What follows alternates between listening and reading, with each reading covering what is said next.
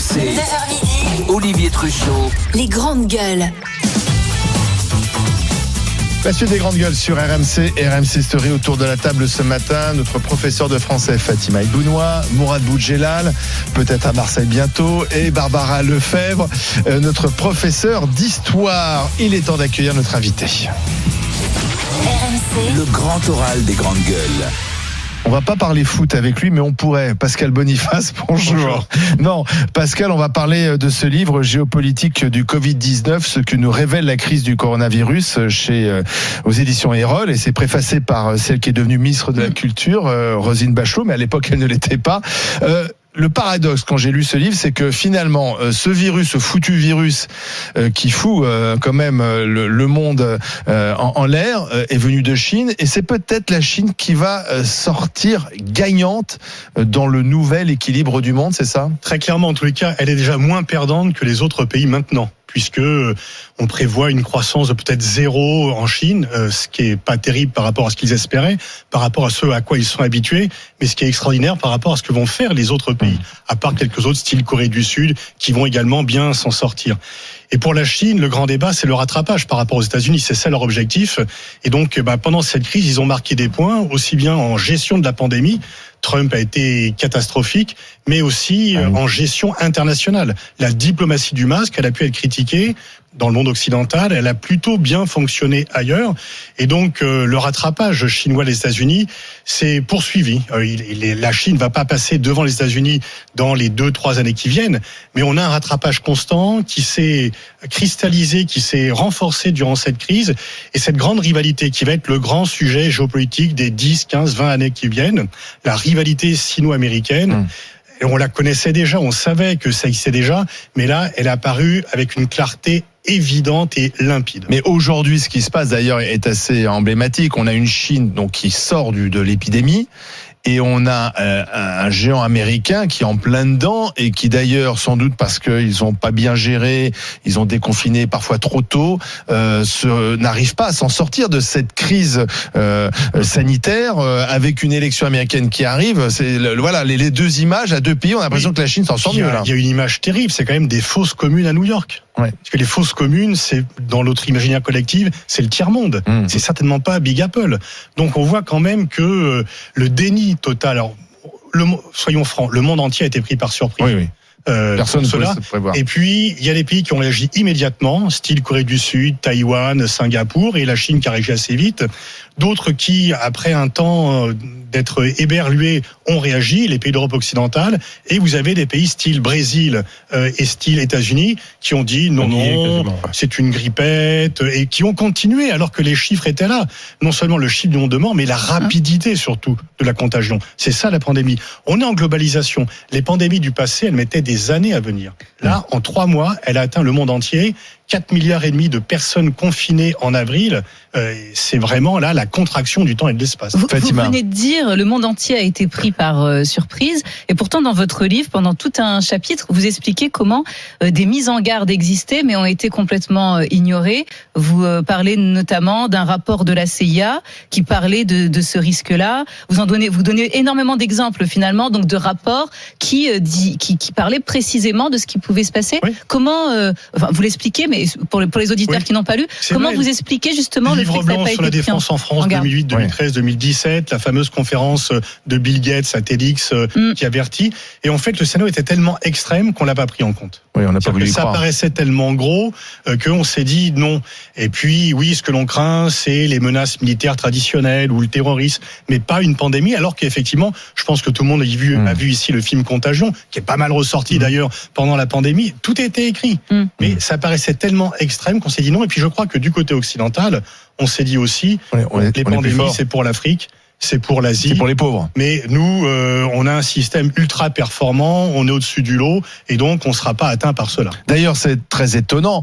Au début de la pandémie, je me souviens ce qu'on pouvait entendre. Oui, l'Europe, on est touché, mais vous verrez le continent africain, ça sera terrible. Alors, a priori, le continent africain semble moins touché, peut-être parce qu'il y a la jeunesse du pays aussi, et on sait que c'est très moyen en ce moment. On sait que c'est un virus qui comparativement à l'Europe, ils s'en sortent quand même. L'Algérie, c'est mieux que l'Europe pour l'instant, mais la jeunesse africaine finalement les protège. C'est un virus qui frappe vraiment les personnes âgées. Et puis que le continent africain est plus habitué à être frappé par les pandémies. C'est vrai aussi. Alors il y a les explications, ils auraient développé des anticorps plus facilement, mais surtout ils ont déjà cette habitude de cela, alors que nous on pensait que les pandémies, comme le nuage de Tchernobyl, s'arrêteraient à nos frontières. C'est la fin du modèle occidental ?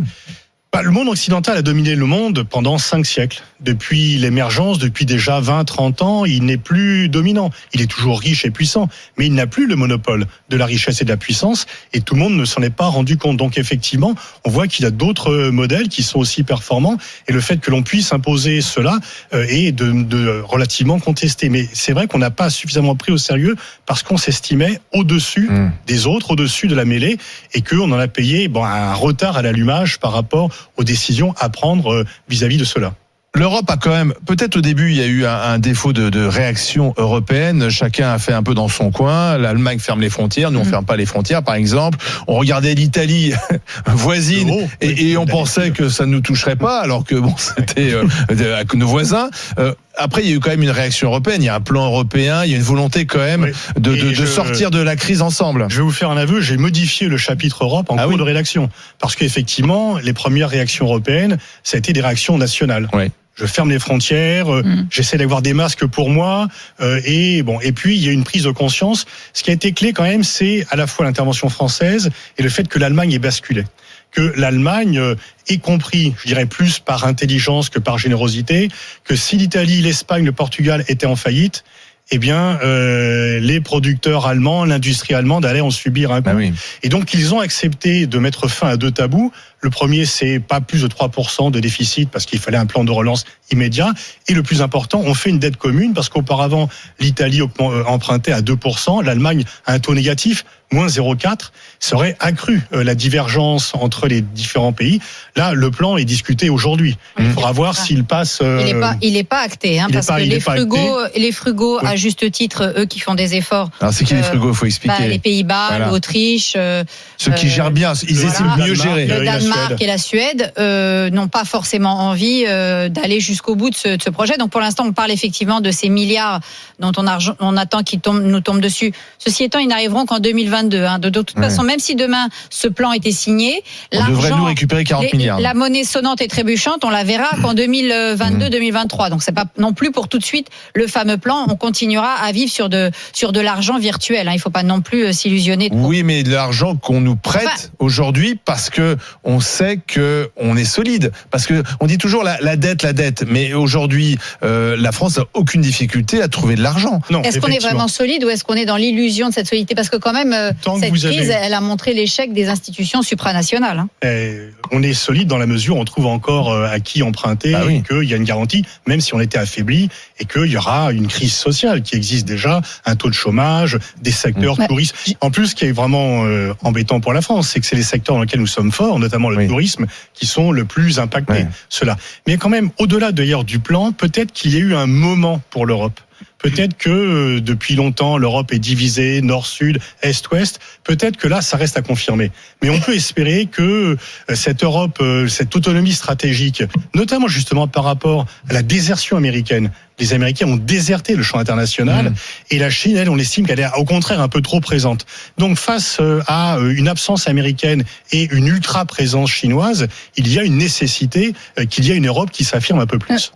Vous parlez de crise, mais justement sur le mot crise, vous citez un sinologue qui dit que pour les Chinois, le mot crise est composé de 2 caractères qui signifient à la fois danger et opportunité.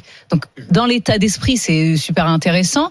En quoi cette crise pourrait être une opportunité aussi pour la France, pour améliorer au-delà de l'Europe, parce que là vous avez parlé de l'Europe, pour la France individuellement. Oui. Alors en fait, cette danger-opportunité, ça s'applique à la Chine. Ils ont été les premiers frappés et maintenant ils sont ceux-là. Donc eux, ils illustrent bien. Nous, cela s'applique un peu moins. Mais ceci étant, tout dépendra des décisions que l'on prend. Si l'Europe, par exemple, si le couple franco-allemand qui était en panne arrive à montrer qu'il peut avancer uni, si la commission dirigée par Madame van der Leyen s'affirme réellement comme une commission géopolitique, comme elle l'a dit, et donc si, à travers la crise et après la crise, l'Europe s'affirme un peu plus, une fois encore, par rapport aux 2 mastodontes américains et chinois, dont aucun des deux ne nous représente vraiment. Oui, mais ma question a porté sur la France, justement, parce que dans le livre, vous parlez beaucoup de l'Europe l'Europe, comme si la France ne pouvait pas du tout exister sans l'Europe et sans cette Union européenne. C'est pas du tout ma conception de la diplomatie française. Je pense que la diplomatie française doit exister, que l'Europe est un levier, et que ça ne doit pas être le seul levier pour la France. Et que la France, historiquement, depuis la Ve République, a une autonomie stratégique qu'il ne faut surtout pas abandonner, parce que c'est notre capitale, et c'est pour cela que dans le monde entier, on est vu de façon un peu différente. Donc il ne faut pas sacrifier cela, mais l'Europe est un multiplicateur de puissance pour la France. C'est-à-dire que si on veut par exemple parler commerce avec la Chine, on est quand même plus fort à 27 que seul. Et quand j'ai commencé à travailler sur les questions stratégiques, le PIB français était 4 fois plus important que le PIB chinois. Aujourd'hui, le PIB chinois est 3 fois plus important que le PIB français. Donc les choses ont fortement évolué. Mais quand vous allez en Chine, les Chinois vous regardent la France toujours de deux façons, et ils nous considèrent, parce qu'on est quand même membre permanent du Conseil de sécurité, puissance autonome, nucléaire, etc., mais aussi parce qu'on est le pays moteur de l'Union européenne, ou l'un des pays moteurs de l'Union européenne, et que pour la Chine, le partenaire commercial, et c'est le commerce qui compte pour la Chine, c'est l'Union européenne. Les accords commerciaux, et les Britanniques vont s'en rendre compte, sortis de l'Union européenne, ils auront beaucoup plus de mal à négocier avec la Chine qu'on a pu le faire, nous, à 28 ou demain à 27. Mourad Boudjelal. Bonjour. Moi, j'ai une question. C'est quoi ce petit bonjour? Bah oui, je dis bonjour, excuse-moi, je suis bien élevé. Avant le Covid, il y avait ce conflit sino-américain, mais surtout un conflit sino-Trump, qui s'était accentué, je crois, énormément. Et avant ce conflit, Trump était réélu. On est d'accord? Il était réélu et son élection, avec des bons résultats économiques, malgré notamment les attaques qui ont pu avoir lieu sur le pétrole, enfin surtout sur le pétrole de schiste américain, qu'ils ont quasiment détruit parce qu'ils voulaient les attaquer économiquement. Et donc il est quasiment réélu sur deux bases, la base de d'abord la bourse et l'emploi. Il est intouchable. Bon, est-ce que vous n'avez pas l'impression que ce virus aujourd'hui est venu toucher Trump sur les deux points sur lesquels il était intouchable, l'emploi et la bourse, et qui font qu'aujourd'hui sa défaite est quasiment annoncée contre n'importe quel candidat, parce que Joe Biden n'était pas le candidat idéal, mais aujourd'hui la grande victoire des Chinois, finalement, plus que tenir un taux de croissance à zéro, c'est qu'ils ont quasiment assuré la défaite de Donald Trump à la prochaine présidentielle américaine. Pour le moment, avec que 3000 morts, vous me l'accorderez, ce qui est très peu pour le moment. Une semaine avant l'élection de novembre 2016, Hillary Clinton était donnée gagnante dans tous les sondages. Oui. Ça peut bouger très vite. Mais pour le moment, vous avez parfaitement raison, Trump est battu par la bourse, par le chômage, mais aussi par sa gestion du Covid-19 et le nombre de morts. Mais certains vont vous dire qu'au contraire, les Chinois préféraient que Trump reste président, parce que c'est l'adversaire idéal. Il gère tellement mal les intérêts des États-Unis. Il déserte, il se retire de l'OMS. La Chine investit en masse. Il déserte le champ international. Il déserte l'Afrique. La Chine investit en masse. Et en fait, ce qui est partagé, le seul élément de la politique étrangère de Trump qui a un soutien bipartisan, c'est l'hostilité à la Chine. Et cette hostilité a été renforcée par le Covid-19, parce que justement, les Américains ont réalisé que la Chine fonçait sur eux. Les Américains sont habitués à être la première puissance mondiale depuis 1945. Ce qui veut dire qu'un Américain qui a aujourd'hui moins de 90 ans a toujours vécu comme étant le citoyen de la puissance majeure. Quand la Chine adhère à l'OMC en 2001, la Chine pèse 10% du PIB américain. Aujourd'hui, elle en fait 65%. Donc l'effet rattrapage, il est sidérant. Il est sidérant. Et donc Biden, la campagne électorale entre Biden et Trump va se jouer en disant qui sera le meilleur président pour contrer la Chine. Trump accuse Biden d'être le candidat pro-chinois en disant « If you want to stop China, stop Biden ». Et Biden estime que lui, au moins, saura négocier, saura faire des alliances, alors que Trump est isolé dans son combat contre la Chine. Est-ce que ce n'est pas dangereux quand vous n'êtes plus la première puissance économique, mais que vous restez la première puissance militaire ? Et c'est aussi peut-être pour ça que les États-Unis perdent. Les États-Unis dépensent 738 milliards de dollars en dépenses militaires. Les Chinois entre 170 et 200. Et les Chinois ont compris que l'URSS s'était effondrée à vouloir suivre la course aux armements des États-Unis sans en avoir les moyens. Mais est-ce que c'est pas dangereux, justement ? Parce que à un moment donné, vous pouvez vouloir affirmer que vous êtes la première puissance militaire sur la planète. Et pour faire quoi ? Pour faire la guerre d'Afghanistan, pour faire la guerre d'Irak, à quoi a servi aux États-Unis le fait d'être la première puissance mondiale ? La question se pose d'ailleurs en France, pourquoi dépenser autant d'argent encore ? Mais c'est une autre question pour la défense française. Là, vous évoquez la géopolitique du Covid, c'est-à-dire la géopolitique d'une crise sanitaire.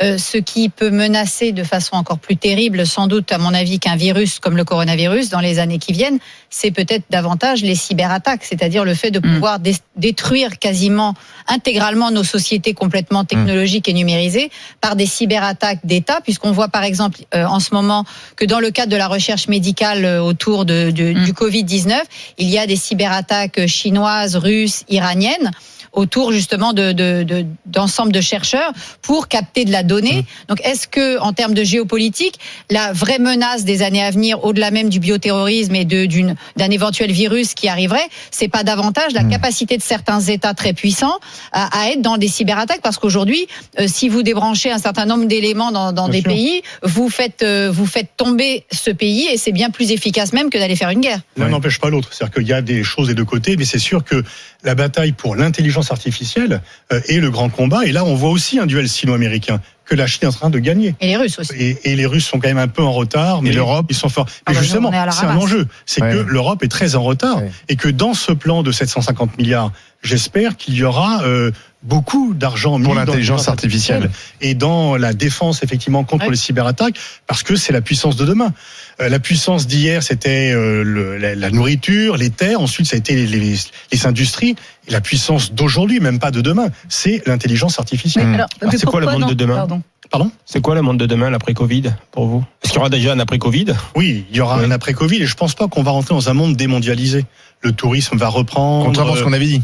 Oui, c'est pas la fin de la mondialisation. Moi, j'ai jamais cru à mes collègues qui disaient que la mondialisation avait effacé les frontières et que les États n'avaient plus aucun rôle dans le monde, que désormais c'était uniquement les réseaux, etc. On va dire, tout le monde s'est retourné vers les États avec la crise du Covid-19. Mais en même temps, on va pas rester dans un monde où 150 pays ont fermé leurs frontières. Au fur et à mesure, le trafic aérien va repartir. Alors après, est-ce qu'on va retenir les leçons? On n'a pas retenu les leçons de la crise financière de 2008-2009. On n'a pas fait la chasse aux paradis fiscaux. On a dit halte à la financiarisation de l'économie. Ça n'a pas marché. Et donc, voilà. Le grand enjeu, c'est que, pour revenir à votre définition crise, opportunité, c'est qu'après une crise, eh bien, on voit un peu ce qui n'a pas été, et mais c'est un peu comme quelqu'un qui aurait la gueule de bois qui dit bon, j'arrête, mais en fait dès le lendemain il recommence à picoler parce qu'il va un peu mieux. Donc il faudrait que quand vous dites, mais qu'est-ce qu'il faudrait changer? Non mais attendez, quand vous dites on voulait pas la financiarisation, etc., puis on a recommencé, moi je me sens pas concernée. Les citoyens ont continué à essayer d'exprimer leur refus de ce monde-là. Ce sont leurs dirigeants. Les dirigeants ils sont élus en démocratie. Oui, les dirigeants élus, et vous avez aussi tous ceux qui sont derrière et qui ne sont pas élus. Je suis désolée. Il y a des groupes d'influence, il y a des grands donateurs mondiaux qui injectent de l'argent dans un certain nombre d'institutions qui ne sont pas plus élus que moi, qui ne sont absolument pas démocratiques. Et on n'a même pas le droit de les condamner, parce que si vous parlez de gens comme Soros, etc., on vous dit le complotisme, etc. Alors je suis désolée, ces gens-là, des gens comme Bill Gates, comme Soros, c'est des gens qui ont un poids politique plus important que certains dirigeants. La preuve, c'est que Bill Gates a remplacé les États-Unis. Ça pose problème, ça. Excusez-moi, ils sont pas élus, ces gens-là. Démocratiquement, ça pose un grave problème. Arrête la contribution. Bill Gates, alors, faut mieux faire ça qu'autre chose, mais il y a un problème effectivement qu'il y a de ces grandes fortunes qui ont le poids d'un État. Les GAFA, en termes de pays, ils ont plus d'habitants que la Chine et l'Inde réunies. Voilà, si vous voulez poursuivre sur ce domaine de la géopolitique du Covid-19, je vous conseille la lecture du dernier livre de Pascal Boniface, Ce que nous révèle la crise du coronavirus, aux éditions Erol.